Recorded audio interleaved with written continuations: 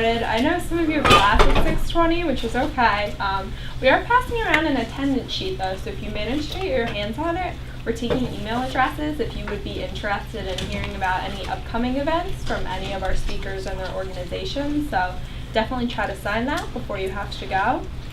We are still missing our one speaker, however, she told me she may be a little bit late, so when she pops in, I will introduce her as well.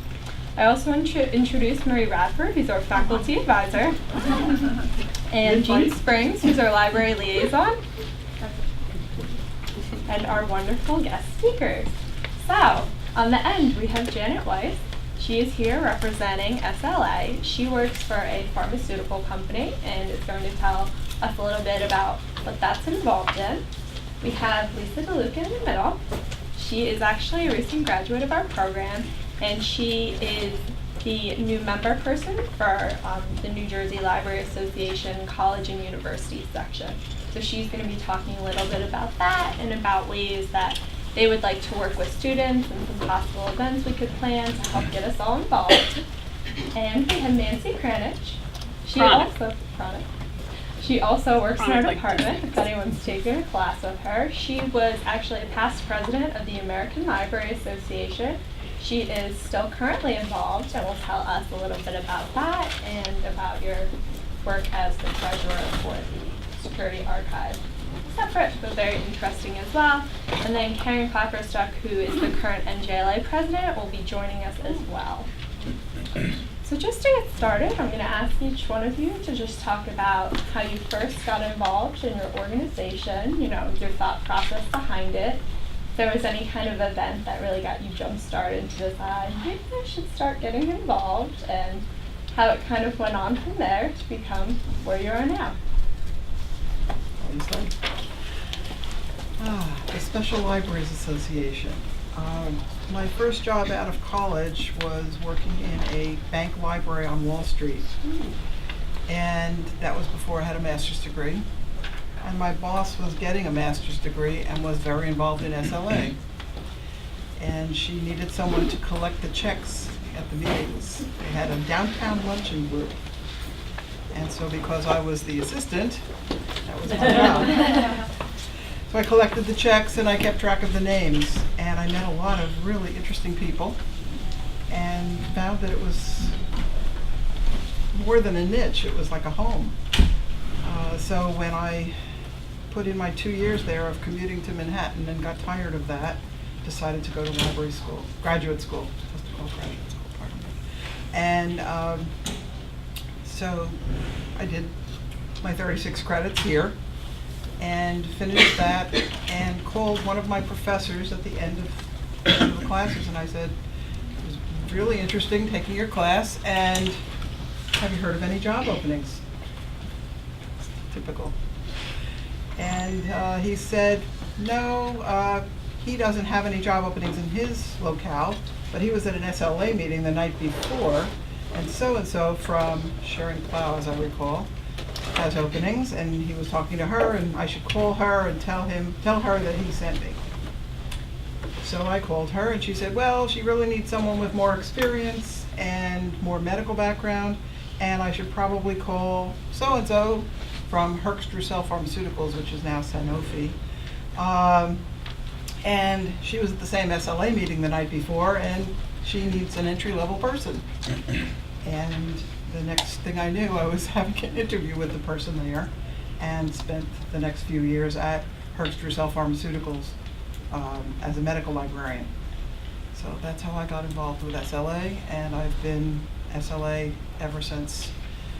I've been in academia from time to time, but I was still SLA all these years, 30-something years of SLA. And it's a very fine organization. I don't know if you want us to answer those questions now, but that's how I got started. So that's the answer to that question. Okay. I could talk for a half hour, but we'll have to go. All right.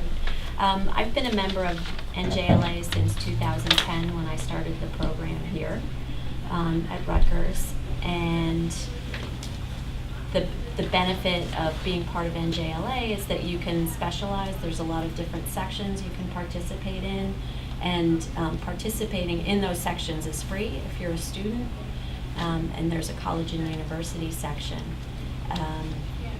And so I listened to Dr. Radford, who told me how nice the people are up at William Patterson University, and she was right, and I interned there, and then I stayed on to do an independent study, and then I continued from there and became an adjunct librarian. And so I currently work on the reference desk, and I'll work on other projects as they need in technical services or in reference. So the reason I became active in NJLA, the college and university section, is to network, to continue my own learning after graduate school, to see, what's happening in the field. So I don't know how far you want me to go, but I'll go back if I can remember back that far. When I was in library school, I went to library school at UW-Madison, so I'm not a Rutgers grad. But we had to take an exam at the end, a comprehensive exam. And getting ready for the comprehensive exam, I read all about what was going on in the field. And I got really engaged with the issues and all. So the first thing I did when I got a job, and I might add that there weren't many jobs then. It was a really terrible time to be graduating. So I did a lot of looking before I found, but I did find a job. But as soon as I got that job, I got a job in Connecticut. And ALA was in New York that year. ALA used to be in New York a lot. Yes. Hasn't been recently, but we don't have to go there. That's another story. But anyway, so there was a day trip you could take by bus. And I said, I'm going. And so we get to New York. It was 105 degrees and the air conditioning broke down at the Hilton. I was there. Remember? I was there. Yeah, we're following each other around the world. But it was the coolest thing to be there. So I just sort of got the bug. And then I changed jobs. And I worked with a woman named Leslie Berger, who some of you may know, who's now director of the Princeton Public Library, and we're also past president of ALA. The two of us worked together in Bridgeport, Connecticut. And we decided, we got involved with the Connecticut Library Association. We went to the conference, and who did we meet? One of the big movers and shakers at ALA, and John Barry, who was the editor of Library Journal. And we were like, little kids in a candy store saying, oh my goodness, we met these big famous people. And so we sort of became groupies.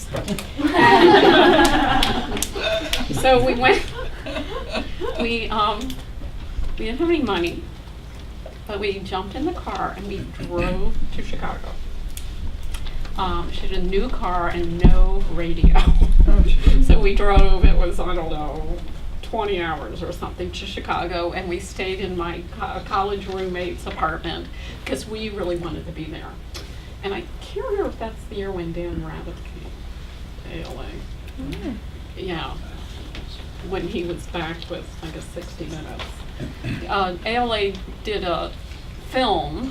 made a film about, I can't remember the name of it. It was about censorship, and it got censored. So it became a really big issue. So she and I spent the whole conference following Dan Rather. But anyway, so we went because we thought it would be a really super thing to do. So one of the ways I got involved, I got a second master's degree in public administration. I was really interested in legislation. So first I got involved in the regional New York City, I was at NYU, in the New York Metropolitan Library Group's legislation committee. And from there I got on the New York Library Association Legislation Committee, and from there I got on the ACRL of ALA Legislation Committee. But again, it was by following my passion and getting involved and saying I wanted to do this. And I was really fortunate at the time because in New York, it was the year of the leading up to, we had a White House conference on libraries in '79, of which this hardly known governor named Bill Clinton was the keynote speaker. But every state had a state conference before that. And so there's a lot of leadership activities going on, a lot of really exciting stuff going on. So if you just kind of peeked in and got involved, you got to meet all the leaders in your field. And in places like New Jersey and New York, a lot of the people who participate are not just state leaders, they're also national leaders. So you just get to know these people. I had a fantastic mentor.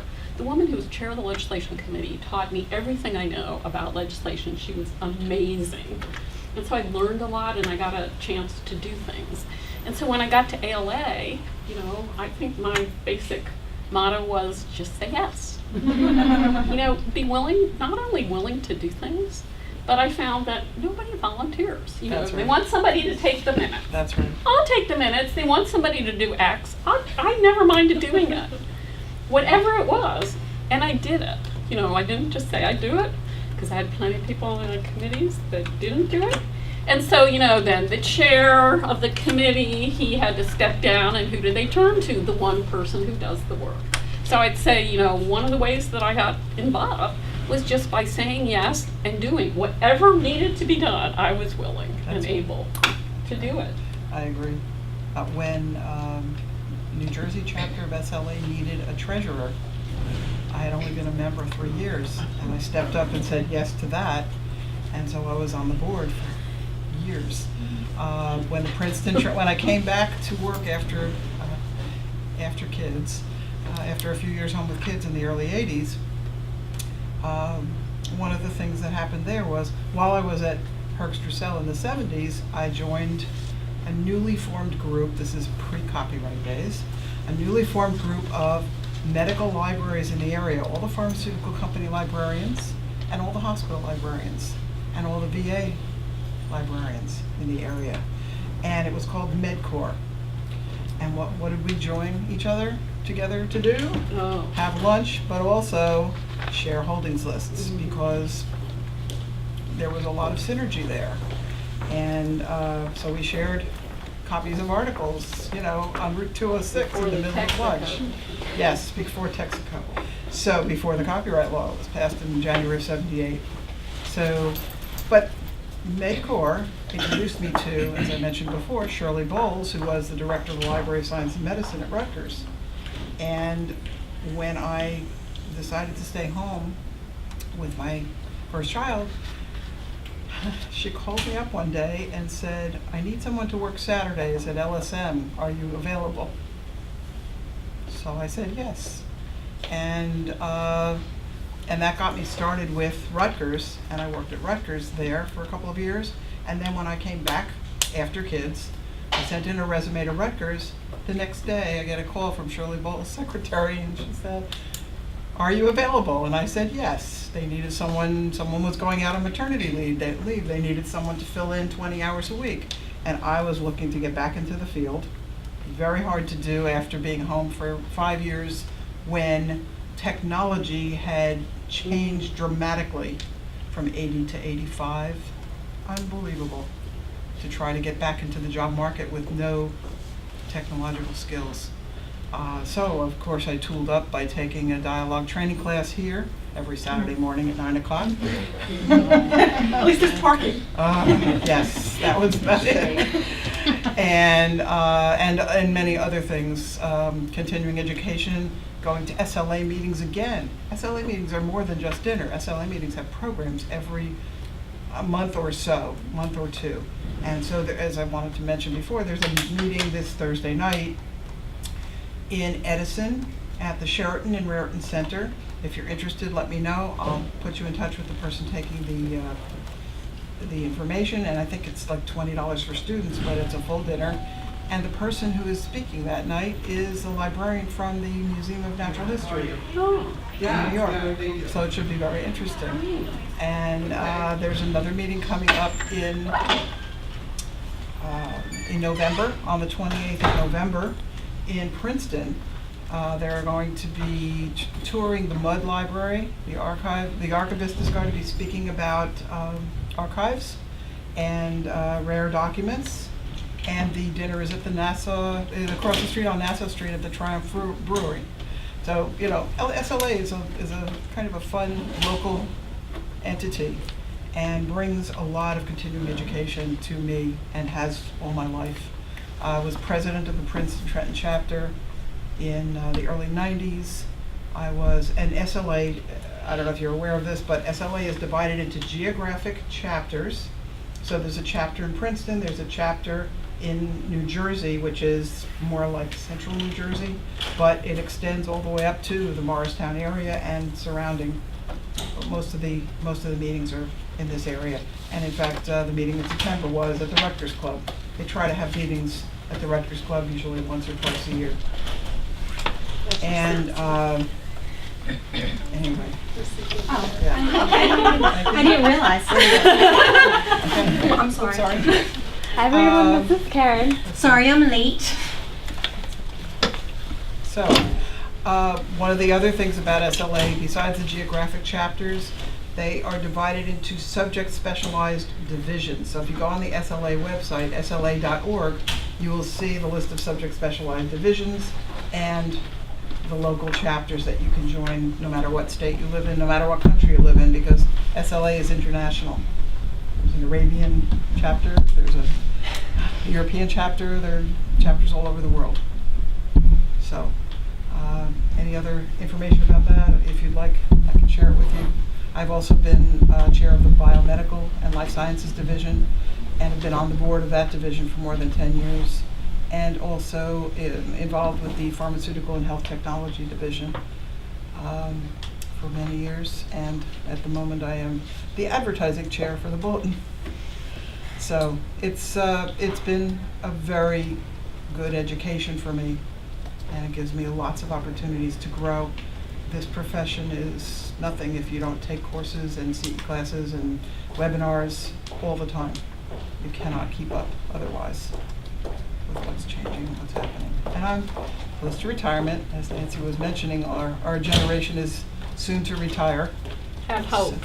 So there is, yes, that's what I was going to say. So there is hope for you to find jobs. Hopefully some people older than we are will be retiring very soon, and jobs will be opening all over the place.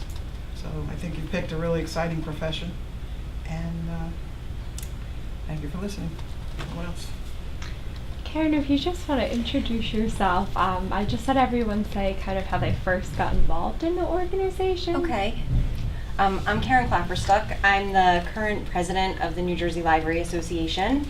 How I got involved. I was involved when I was a student. I went to Catholic University in DC, and when I was a student there, I was involved in the student association, but I was also a member of ALA and SLA. So when I came back to New Jersey, I knew right away that I would be involved in the association. I think I was just a member at first, and then I went through the NJLA Emerging Leaders program. So, and then that's really how I met a lot of people and got involved in a lot of different facets of the association. I'd say I think we have a lot of students here who are formally members, but I think there's that awkward, leap of faith where you pay to be a member and you're technically a member, but start showing up to things, and I think it can be really nervous for students, especially if they don't have a friend coming and they're walking into a meeting and they see a group of such professional people who have done such wonderful things. So if you have any advice as to someone or any comforting words of how much your organizations like it when they do have students walk in looking a little confused but ready to contribute.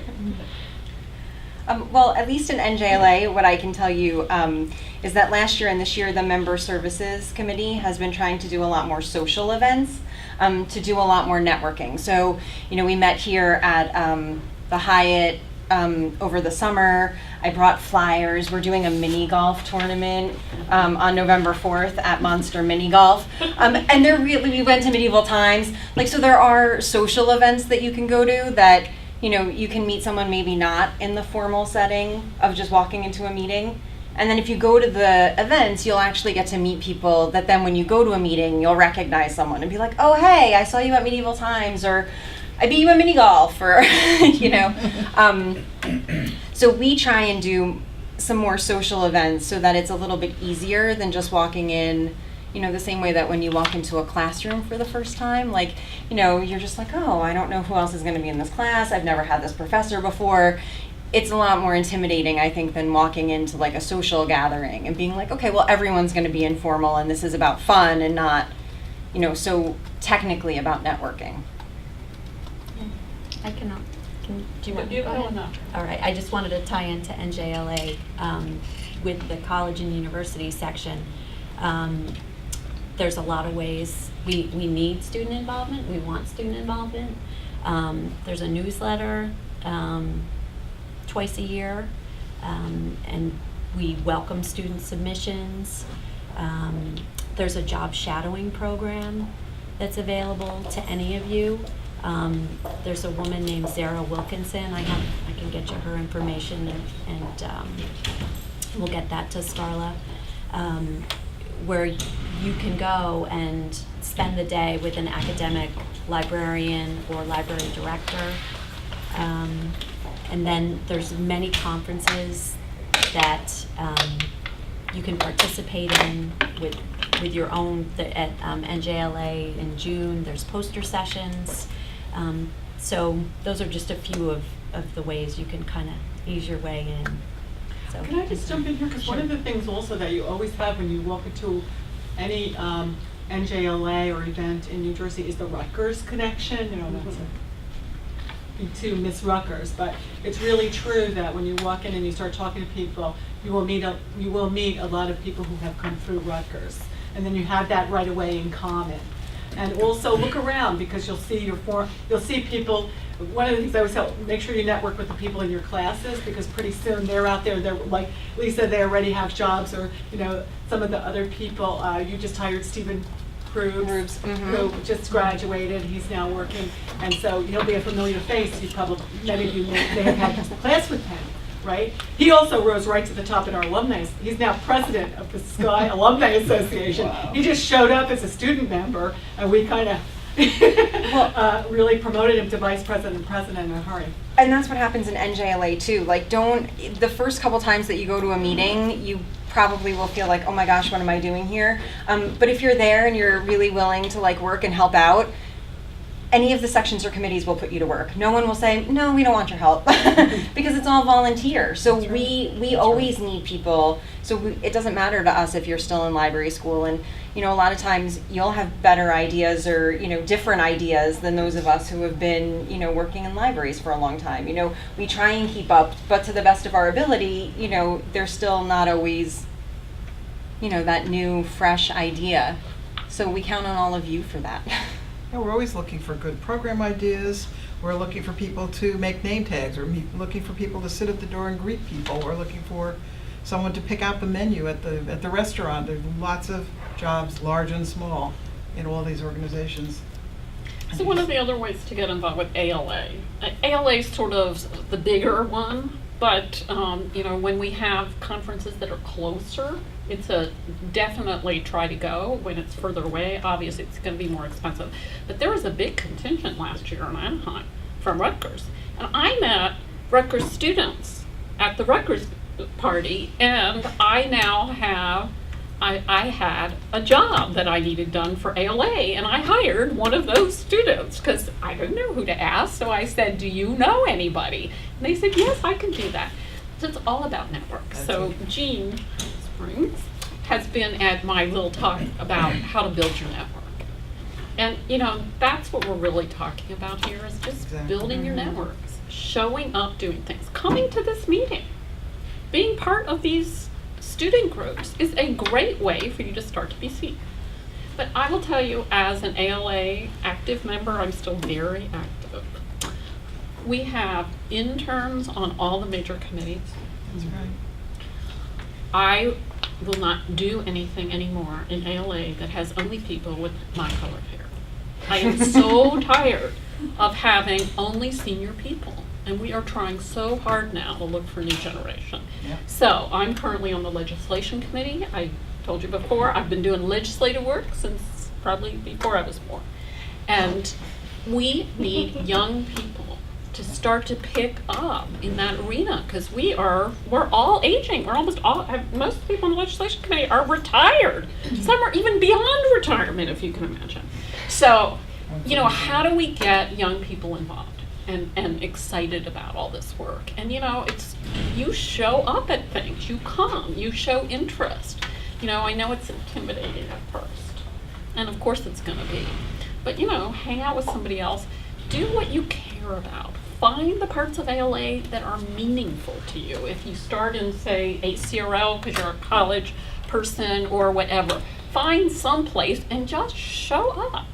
And you'll start to hear things, you'll start to recognize people, you know, you'll have more opportunities to connect with people. You know, there's tons you can do. Yes, you can do the name tags, you can do all the little busy work, which yes, do say yes, because then you become essential. Then they see that you'll do it and that you'll do it well, and they'll invite you to do the next thing. You know, can you do this? And I have this job. I mean, it's all about networks. And so it's really up to you to create those networks. We need you, at our age, we need you to tell us what the hot technologies are. We need you to tell us what the hot topics are. We want to bring in speakers that are going to educate and inform the entire range of age groups, because we all need to stay current in the field, no matter what part of the age spectrum we're on. Well, and just to go back to what you were saying also about the name tags, like you think that that's just busy work, but if you're the person who's sitting at the door giving out the name tags, you're meeting all of those people who come in, you know, and that's a great way to meet people, and just to even have them recognize you someplace later and be like, didn't I meet you at Rutgers, or didn't I meet you at NJLA? So even though you think like, oh, name tags, that's not really very fun, you meet every single person that walks through the door. So it's a great opportunity to really, to grow your network and to meet more people. I agree. And one of the things I used to tell students and newbies was volunteer to produce the flyer. Now we don't mail the flyers, but the flyer's on the website. Your name gets on that flyer as the person to whom the checks are sent or the money is sent or whatever, and that means your name goes out to hundreds of people. And just name recognition alone is a step up. So tomorrow night, the new state librarian is coming, and I hope all of you will attend. We're excited. Right, we're very excited. So, you know, just going to see her, seeing who else is in the audience. You don't have to raise your hand, you don't have to do anything. But once you start to hear what's on her mind, then you can start to tune into, oh, you know, this is happening and this is happening and I see this. You need to get in the flow of the profession too. And it's starting with a little reception with food and some wine, courtesy of the Free Rutgers food, always University good, right? Libraries. So yeah, so it's also, that's the time. I mean, listen, I would also say show up early. Show up early, because that's going to be the time when we're going to have the mingling. The people show up late and they go in for the talk. Yes, obviously the talk is important, and you want to hear what the new state librarian has to say, and we want to, but also it's that social mingling time where you walk up and you can walk up and introduce yourself to anybody there, you know, and that's really amazing. So we're hoping to have a really good turnout. We're also doing Snapshot Day at the Alexandra Library, which is going to be some PR for people who are actually in the library studying and things like that. So. Yeah, maybe Karen knows more about Snapshot Day than I do. I'm sure you do. Yes, so Snapshot Day, we hope that all of the libraries in New Jersey will participate, but essentially we collect statistics on a variety of things, but not just circulation, like programs, the number of people that come in. You try and talk to people and get stories about why they're in the library. You take lots of pictures, and the reason why Snapshot Day started in New Jersey, and now it's been taken to a lot of other states.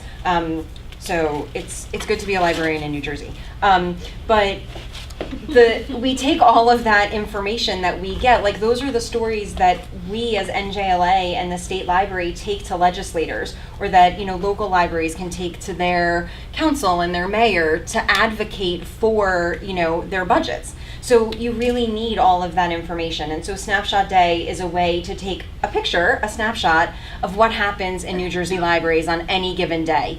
And so we usually pick a day but we do allow libraries that if they can't do it that day for whatever reason, they can pick an alternate date within a certain time frame and then just submit all of their statistics. And it's really just a great way to get people excited, and it's a good, press release opportunity to try and get newspaper coverage, from local papers, just to get those stories from people, because the statistics of like circulation and all of those things, they don't tell a good story about the library. Like, that's not fun.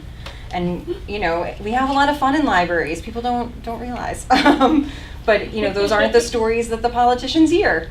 So that's really what is behind Snapshot Day, to really give a picture of what happens on any given day in libraries. And I would like to make a comment that if you are interested in special libraries, you might be interested in the fact that my library is 99% virtual. I work out of a closet. And have about 8 shelves worth of reference books in my office, and that is it.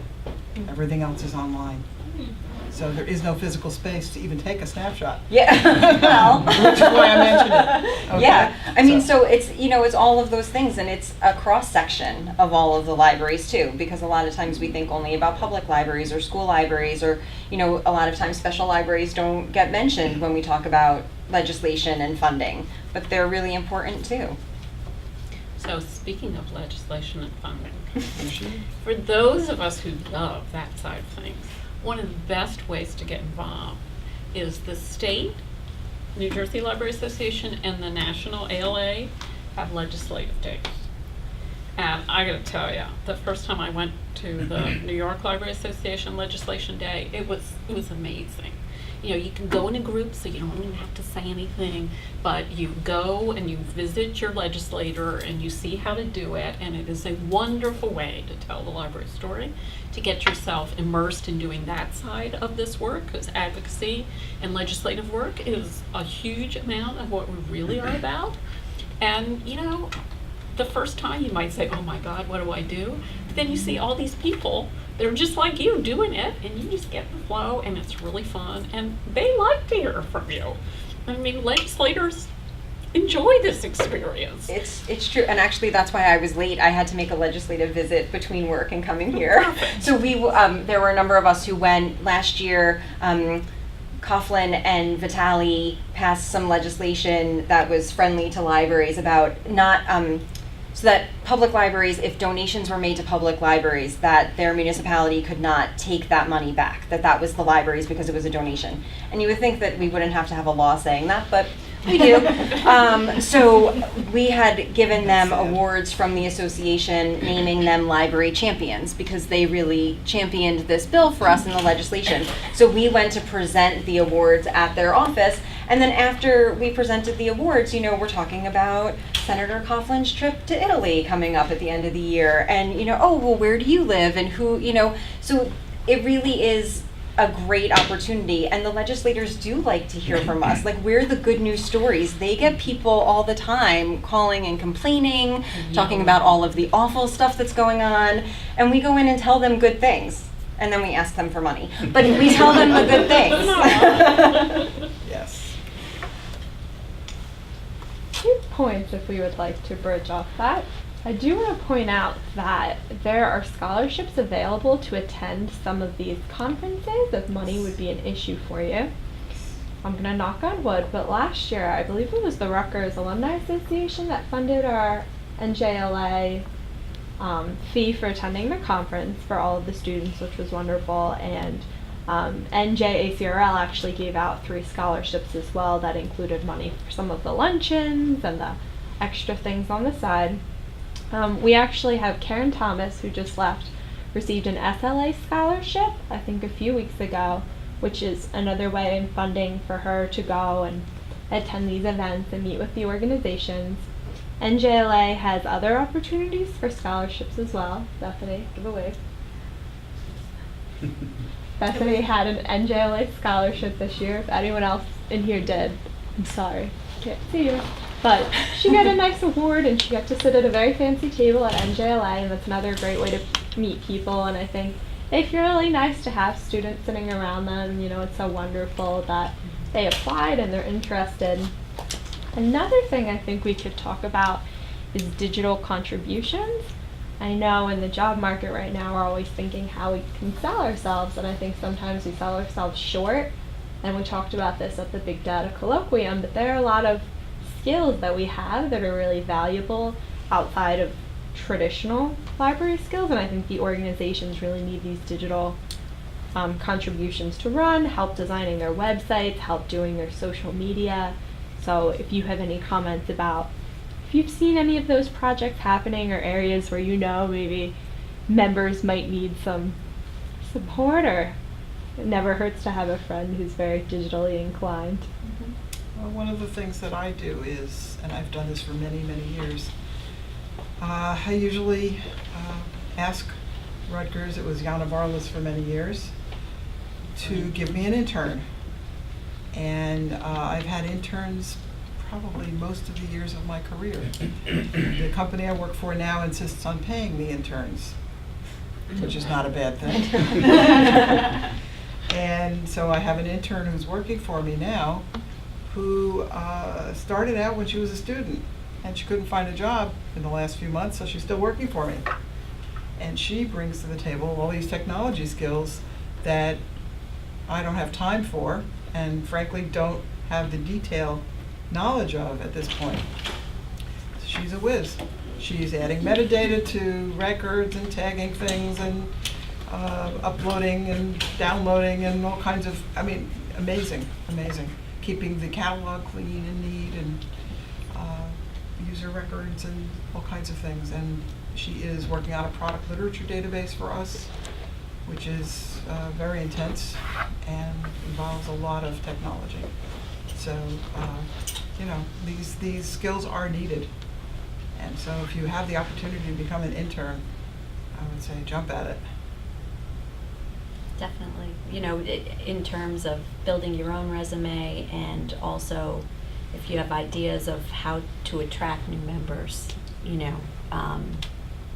is Facebook better than Twitter, things like that. And I think that kind of advice is appreciated. What are students going to look at, I wanted to just jump in and say that because Kelly mentioned the Alumni Association. The Alumni Association has been paying student registrations to NJLA for at least 20 years. And so the way that it works is you pay, you get a receipt, you submit it to the dean's office. It'll come out, you have to look at the listserv. You just submit it. It just shocks me that we don't get more. Every year we put aside a certain amount of money and we've never spent it all. We've never, people don't realize all you have to do, we do two things, your receipt and your name and address, so we can refund your money. And then we will pay for those. And the other thing is that we have funded people to ALA. One of the reasons we had a big contingent of Rutgers people, even in California, our department, the LAS department, is funded.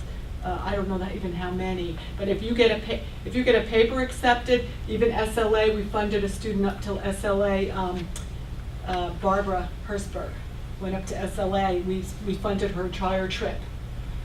So if you get an active role, if you're submitting a paper, presenting something, an officer in one of the organizations, we have been really fortunate enough to have a small pot of travel money that we do. So we have to know what you're doing and when you're, so that's one thing. And then Nancy, I also wanted to mention the new members roundtable. Yes. One of the things that's really great about ALA, I know Jean, you've been deeply involved. Maybe you want to say a few words about it. It's a really good group in terms of almost demystifying ALA, especially if you're a first-time conference attendee. They have a lot of different events, and there's a mentoring program where they'll set you up with someone who basically can go to and say, what does this mean? What does this acronym mean? Where is this? How do I use the buses? Very practical questions at conferences, but also, just again, demystifying the whole process. And I'll just add on to that and say that if you're currently a student and you're interested in joining any of these organizations, the student rates are so much lower. And I actually have some forms if you want them. So I did bring some. It's a good time to kind of, test like what you might be interested in. you know, when I was a student member, I was a member of ALA and SLA, and then when I was no longer a student member, I had to choose between two, and I chose the cheaper one, which that was a practical SLA is not that consideration. expensive. Yeah. SLA is pretty inexpensive. Yeah. And students. so it's the student rate. Take advantage of that if you can, and if you time it right, you can take advantage of the student rate For a long at time. the For a long time. Yes. Yes. No longer a A student, so secret. just kind of be aware of that as well. There are also discounted rates too if you graduate, but you're Yes. kind of in between Mhm. jobs at the That's time right. being. They Yes. still really do Yes. want you to For both. participate, so that's another option you can fill out for your membership. So once again, none of them really want money to be an option. There are also scholarships for people who are working in the field to attend conferences, and they really do want support. And I know that most of the divisions, the subject specialized divisions, and most of the chapters, no matter where you go, if you take a job of program chair, for example, or fundraising chair, or even chair-elect and chair or president, your conference attendance is paid for as well. I know the biomedical division paid for my year of attendance as program chair. I had just lost my job, and they paid for everything. So, you know, these things are very important, these supports, financial supports that the organizations provide. And as So- you said, there are a lot of scholarships.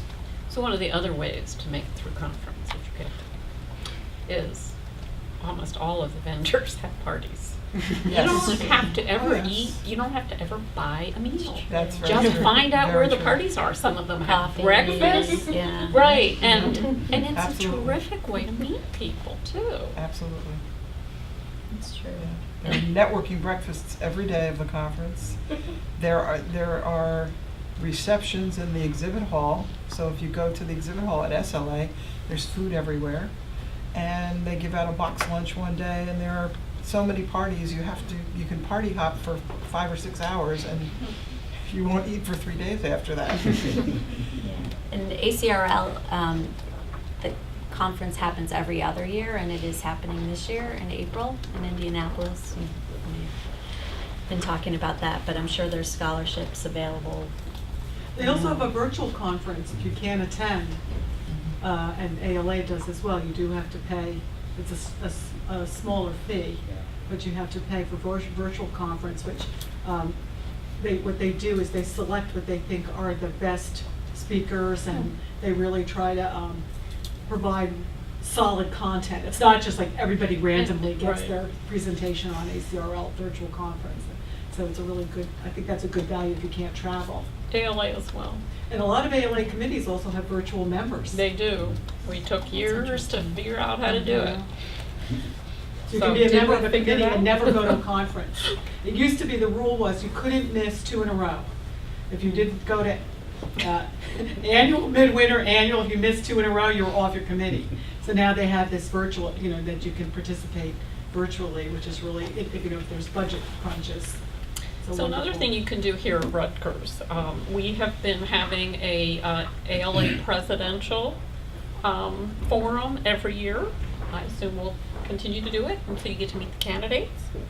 And every year, we've also had the president, the actual president, not the past and has-beens, but the real active, the real president comes. And I know Maureen Sullivan is coming. Do we have a date for her? You know what, yet? I have to follow up on that. I know that I got inquiries about it, but I don't think a date's been set. Maureen's I working can call closely her with and several ask her. people. Right. Oh, yeah, sorry. I worked for Maureen. I forgot to add that part. And I started as an unpaid volunteer over the summer. And she said, I really appreciate your work. How would you like to come out to this conference?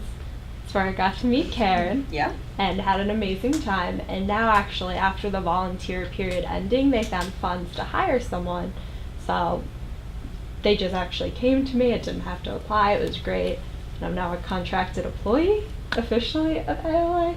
It's another great way that volunteering and getting used to meeting people when funds actually do exist in that new budgeting period, they'll look right to you because they know the quality of your work and they trust you, and it really is sort of a family setting with the people you work on your committees.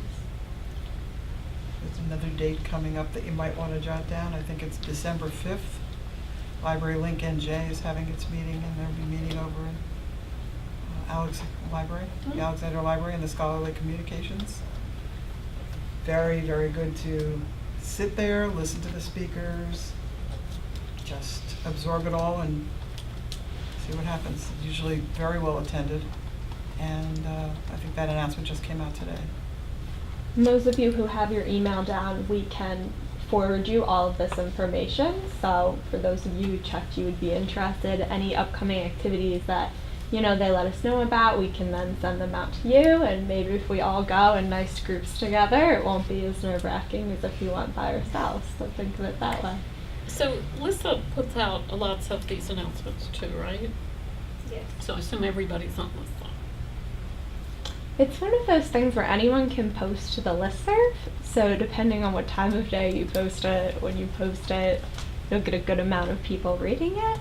But you can also create your own smaller listserv, so if we created one and just titled it People Interested in Professional Organizations, there'd be a solid chance that they would take the time to read it because they know that's a special message and we send them less often. Because sometimes, people selling textbooks or parking spots and things, and you get lots of those, so messages can get lost in the shuffle. But if I have this list, I can put it on a separate thing, so hopefully when you see it, people will know, oh, this is worth opening. Let's see what's coming up soon that we can all go to together. Could I ask a question of Dr. Radford? Yeah. Going back to the scholarships with the conferences for students, we have Merrick is twice a year. I don't recall, and people were asking me at the source meeting. Did Sky at all sponsor students who were giving presentations at Merrick in the spring? Because I thought they Yes, we might did. have. We did The two. archivist? You did too. 'Cause We I did two. think Ken and Christine, I think, were presenters. Right. And I said I thought that was the case, but I wasn't sure in that way. I know there are some source members here that wanted to know, and We at did. least for I think it next- was like $300 per Yeah. person. It So- wasn't a huge amount of money, but that can be your hotel Enough to room get or you. whatever. Mhm. And again, they had Yeah. active roles. Yeah. So I don't know if you sent it to me or Ken sent it to me. That was Ken who was And he presenting. said, I'm presenting, will you support me? And I was able to support him and Christine as well. So, yeah, absolutely. So- I forgot about that one. Yeah, so that's why I just thought I'd mention It's great that being one, chair. because it's I have a little bit of twice a money. year. So thank you. So when you talk about presenting though, that is another really great way to become more visible. So at the NJLA conference, a student, I think it was from your class, a student that was in my class but not her paper from my class had taken a class project and made it, I think, an article, and then she had a poster or whatever, and she got to go to NJLA, and then everybody was not, she didn't have to go to them, everybody was coming to her by taking the initiative and all. It was a great experience for her. So, seeing yourself as a writer and as a presenter, as a really active participant, really gets you a lot of mileage and attention. A lot of those initiatives, because I could say to 10 students, this would make an interesting poster for NJLA, or this would make it interesting. And then only one out of the 10, well, I know that was Barbara, I'm sure, blanking on her list, Barbara McDermott No, there's another one. was another one. Wow, Carolyn. she did this. Carolyn. Carolyn, yeah. Oh, okay. Oh, great. Carolyn. Yeah, Carolyn, that's right, Carolyn, she Right. did it as well. Right. And that was out of my, actually, that was from my management Right. class. The Management preservation consulting stuff. project. Right. Disaster project. Disaster planning. Right. And we actually, Yeah. she got not only, it gives me goosebumps, because she not only got it published in the newsletter, then there was a link to the bibliography, and everybody was really, at that time, disaster, it's a hot topic, right? Because of Katrina, we had Hurricane Irene last year, and people are more concerned about that I forgot about that, But again, I'll say that to 10 students, and one student will go, yeah, come and see me and let's do it. And then we have people presenting, and Laura, who's sitting there very quietly, she had written a paper with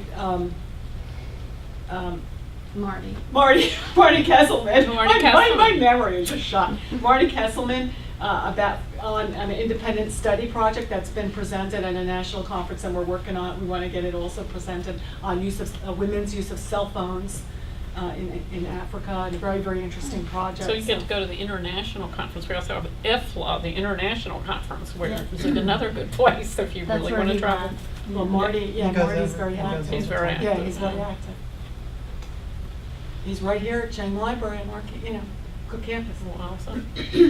Well, and I will just say from the NJLA perspective, submitting an idea for a poster session is super simple. Like, there's a form. I'll make sure that, Kelly gets that when it's up, because I don't think it is yet. Usually it's in the winter that it's open to submit it, and you submit the proposal, and then you're notified whether or not your poster session's accepted, and then you're assigned to a slot at the conference. And I know that last year at the conference, we did add extra time, and since we had more space being at Revel and Atlantic City, we did add more posters, so I know we had more students last year than we had in previous years, and we love that. We were really excited, and we've been trying to do more and more events at the conference for students to really get you involved and to help you network. So definitely look at the conference as an opportunity. The poster sessions are really simple. As far as programs, if you had an idea, the proposals go through the committees. They do the proposal. So if you know someone on a committee, or if you have an idea for something, you can contact me and I can put you in touch with the right people to make sure you can get the proposal in. The the poster conference. session was kind of like a Rutgers reunion. Yeah, Laura and I right. did a poster on Scarlet Bear, and we're all nervous standing in a row, and then we look and, oh hey, that's Carolyn over there. Oh hey, Murad actually did a whole program and had a poster too, but it was nice since it was that student session that we're all kind of happy to stand by each other and look at each other's poster, and you can do it in groups. It doesn't have to be by yourself, and it's like a very low-key thing. I know we weren't sure what to expect and a little bit flustered, but once we got there, people just stopped by, they asked about it, and it's just a great way to meet people. I think they were just intrigued in general, like to know what students are up to, and just interested on that approach. And Scarlett did do a poster last year, and we did have the funds to submit the poster and put everything together, and then the Alumni Association paid for us to go. So if people are interested, we could definitely do multiple student posters for NJLA this summer. Anyone have any questions for our speakers, or anything they're thinking about, a different organization you think they might know about? I have a question about ACRL. And I don't live in New Jersey, so it's not like, it's difficult for me to figure out whether to do New Jersey things or New York things. Right.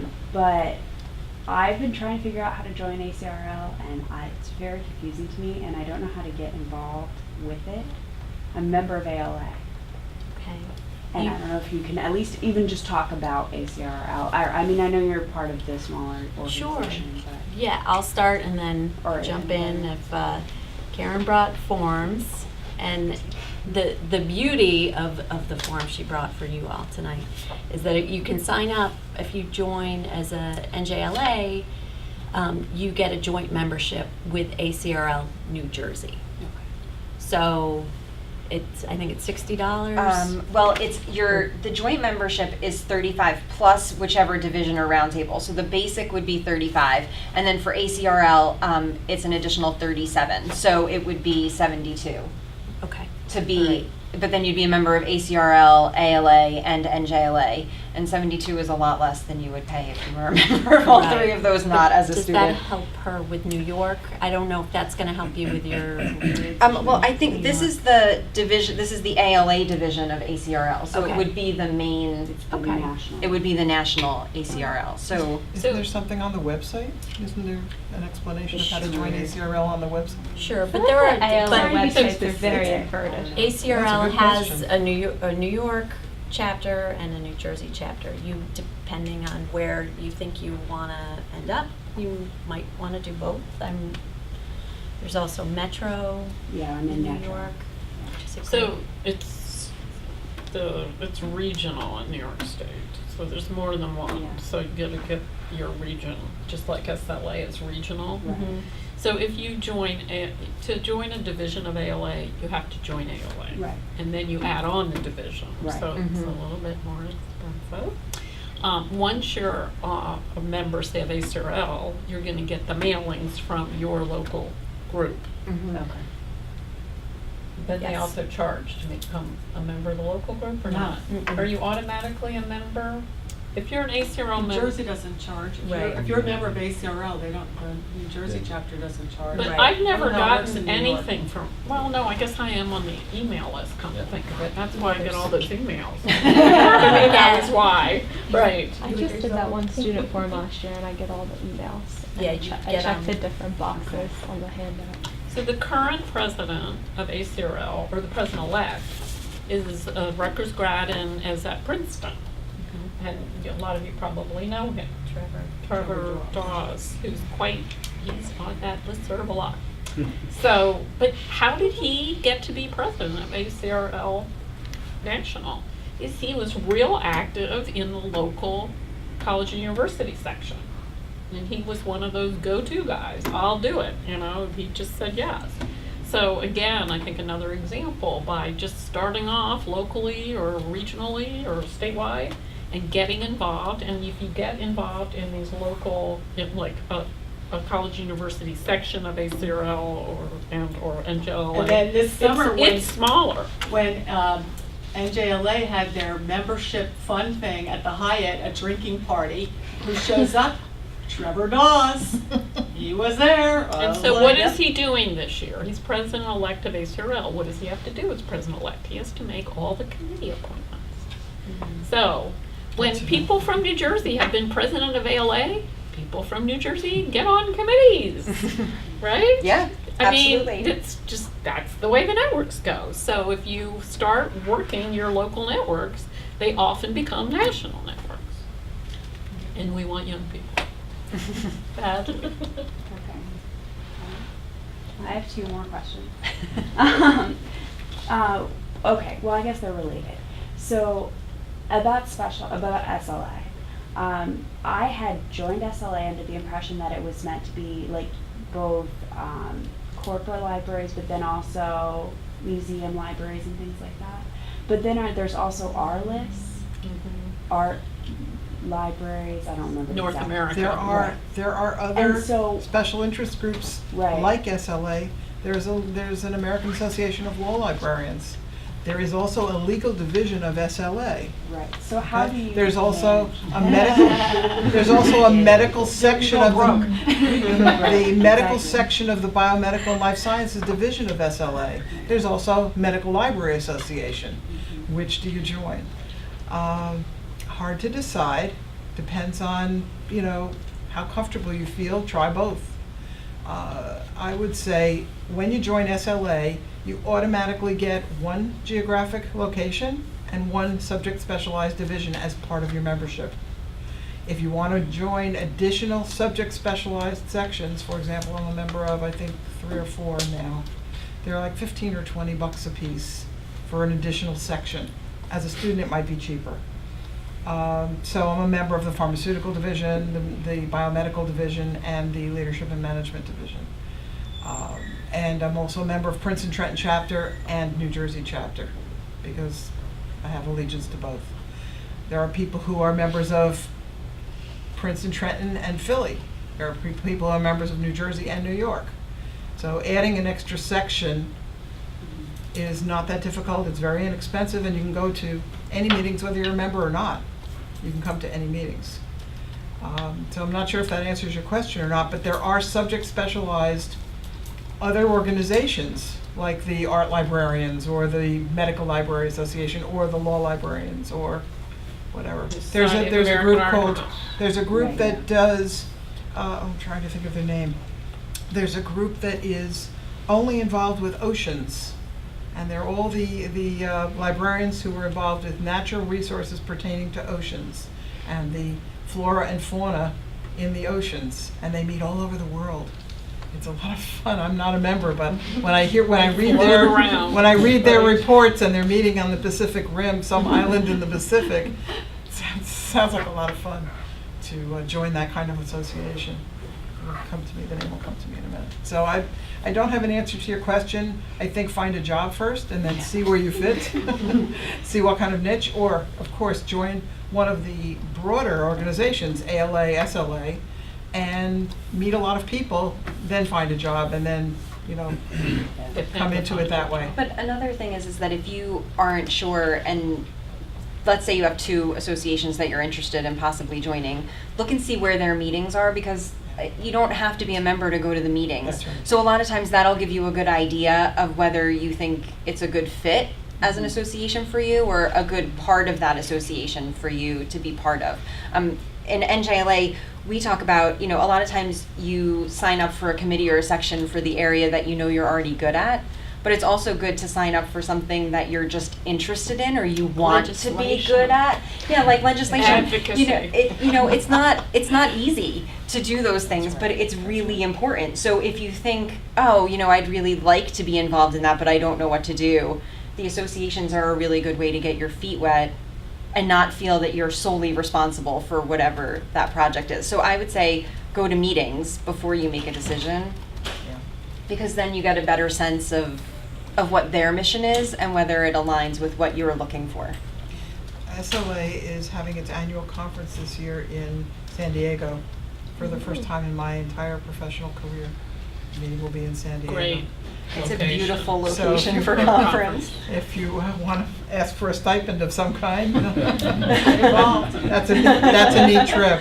Then go on all their sites and see where their meetings are. See Right. who's going to be meeting closer. Philadelphia is a big venue. That's right. Boston, Washington, That's right. Philadelphia, occasionally New York, not so much anymore. Not so much anymore because it's a union town, and bringing exhibits into New York is very expensive. Yes, I was on the board Yes. when we went back to New York, and then they had set up on the 4th of July. Oh my God, double time. Yes, we certainly Triple heard time. from the exhibitors. Right. Well, yeah, but yes, Right. yes, and New Jersey Although- chapter of SLA has meetings usually about 6 or 7 times a year.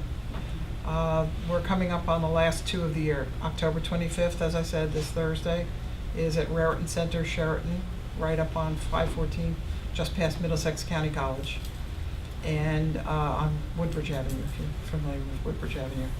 Okay, if you need a ride, we can arrange it. Then there's the December 6th meeting is the holiday party with a white elephant exchange, which is kind of fun. And that's going to be in the Hilton Garden Inn in Bridgewater, all central and not more than 20 minutes from here. And the Princeton Trenton chapter, as I mentioned before, is November 28th for their next meeting. And that is at the Mudd Library on Princeton University campus. They frequently meet on the Princeton University campus. And, and those librarians are special librarians, and they come to the meetings. So, used to be a lot of special librarians at SLA from Rutgers as well, but it's sort of dwindled over the years. Yeah. Well, you guys have been talking about mostly like either special or academic, and I'm on like the school library track. Like, so I was wondering, like for NJLA, like should I join NJLA instead of like NJSL, or should I do it alone? You can actually do a joint membership with NJLA and NJSL. I don't think I have those forms. But you can do a membership in both for a discounted rate, and as a student, I'm sure it's even less expensive. I would say to be involved in both. I know that NJSL does a lot of things. Their conference is coming up at, I think it's the beginning of December is their conference. And that's in Long Branch. No, they stay in Long Branch. Yeah. On the beach, a little bit cool, but December. Yes, but the beach is beautiful all year round. And there's nobody else on the beach. Yeah, you will have Long Branch to yourself. But, definitely, NJLA has a lot of school librarians who are part of the association, but I know that as far as being involved in committees and sections, it's a lot harder for school librarians to get out during the day because you're in a school, so you don't have the flexibility that public librarians do. But I would say that you should, as a student, definitely join both and see, where you find a good fit. But there is a joint membership between NJSL and NJLA, so that you can do both for a reduced rate. So school library groups, in some states, they're with the state chapter, in other states, they have a separate chapter like they do here. Mhm. ASL, American Association of School Librarians, is a division of ALA, but there's also another Association that does, a lot of school people go to. I forget what it's called. Is it media librarians? It's something with like Yeah. technology and media in the name, that a lot go to. And their conference, when we were in Anaheim, they were right after it in San Diego, so a lot of people went from one to the other. But, you know, every state and every region has its quirky, like all these SLA chapters within the state, and ACRL, upstate and downstate New York, and some of the schools are with and some of the schools aren't, and it just, and then there's NJLA. Do people know about NJLA? Never heard that one. Anybody ever heard of NJLA? New York Technical Services Librarians. Oh, And they're a regional thing. A lot of people from New Jersey. That one. That's interesting. Oh. I never heard it Technical pronounced that yeah, way. right. Because they always sponsor student. They usually, you'll see if you watch listserv, they'll have a thing where Rutgers gets to send a student to that New York Technical, I think they meet once or twice a year. something like that. And they Yeah, get at good least. speakers. I mean, part of it is also who's got good speakers. Go That's to right. where the good speakers That's are. right. And you don't necessarily have to join anything. Right. Just keep going to presentations and speakers, and SLA is now having international webinars constantly. And I could have sat at lunch hour most of the time. I could have sat through webinars just about every day last week, I think. But If I wanted. webinars are also a great way to get to know people who are sort of experts. I mean, you don't necessarily get to talk directly to them, but you get to get exposed to their ideas. You can chat on these things. A And lot you of start them to are free. really get to navigate the, you know, who's who and what's what, and that's part of what this is about. And a lot of those are free. Almost all the SLA stuff is free Mm. on the web.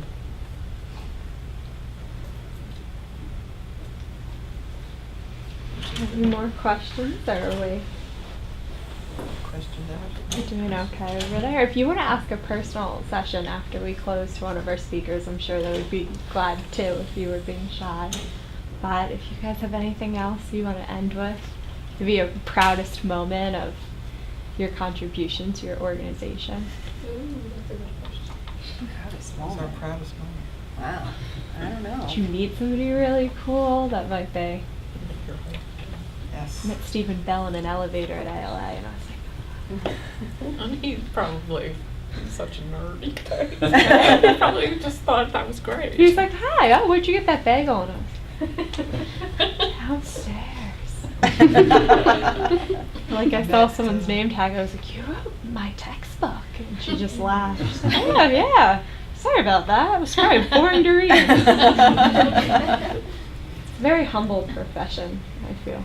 When I was at the Denver conference of SLA, Al Gore was the keynote speaker. Oh. And you got to meet him personally. He signed his book, and there was a queue out the door. Hundreds of people lined up to actually meet him, and there were guards all around him. But it was right after he had lost the election, Yeah.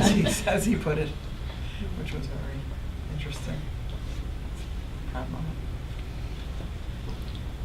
I would just say I'm just kind of getting started in this field, and I'm excited to spread the word to students and maybe other librarians who haven't been part of NJLA for a while. Maybe we can bring them back. We'd love that. Yeah. So, and just help you all navigate some of the professional opportunities that are available. As you heard tonight, there's so many, and there's money, so definitely take advantage of that. And there's free stuff. Yeah. So, Lots of free stuff. So I'll say that my experience in ALA particularly is not just, you know, leading ALA, but learning to be a leader. And there are so many opportunities to really learn leadership, because you're not necessarily going to be a position in your library that you get to do all the leading. But within ALA, there's no structure, folks. I mean, everything is volunteers. So it's not like you have to be, you know, promoted 5 times in order to get to have a say and stuff. You have opportunities to learn leadership skills and learn what it takes to lead and advocate and do all these things. So I hope that you see it as a real opportunity, not just to learn and meet, but also learn to be a leader. Well, and in that same vein, to get experience in something other than what your job, allows you to do. So, a lot of times, especially with an entry-level position, sometimes you'll be pigeonholed into like a certain work area. So your involvement in one of the associations really allows you to expand and keep learning And while, growing. so that, then you're even more marketable if you do want to move to a different position or you want to move up in your organization. The leadership skills that you get really, and like I said, if you show up, we'll put you to work. We're more than happy to find stuff. Show up and say yes. Yes. That's all it takes. And we do have a side, not to put Jean on the spot, but Jean was actually part of a very interesting study where they were trying to quantitatively and qualitatively look at how being involved in a professional organization at a young age maybe helped getting into the interviews, getting into the jobs, and it's very interesting. So you just want to give us like a quick little brief on. Yeah, we did this study in 2009, and we're doing a follow-up study next year. And we've just sent an online survey out on a few different listservs. The new members roundtable listserv for ALA, SLA, several different organizations, and the new librarian listserv, which if you're not on it, I recommend it for both students and for new professionals. It's kind of a sounding board listserv, and it's not with an association, so that was kind of our fill in the gaps for getting our survey out there. And we just wanted to know for early career librarians, so people 5 years into the profession, if they were getting involved in associations. If they were, what was their experience, positive or negative? What was holding them back from getting involved? And for the most part, most people were members of an organization, be it at a regional, local level or a national level.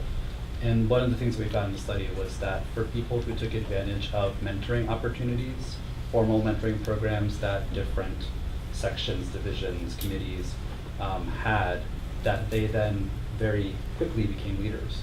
And these are people 5 years into the profession, so that's not a whole lot of time to really develop, leadership skills, but it's kind of follows up with what Nancy was saying with, you kind of make yourself available, it's easy. And we got a lot of, we had a lot of open-ended questions, we got a lot of qualitative feedback, and people just said like, I said yes, I did this, and then the next year I was the chair.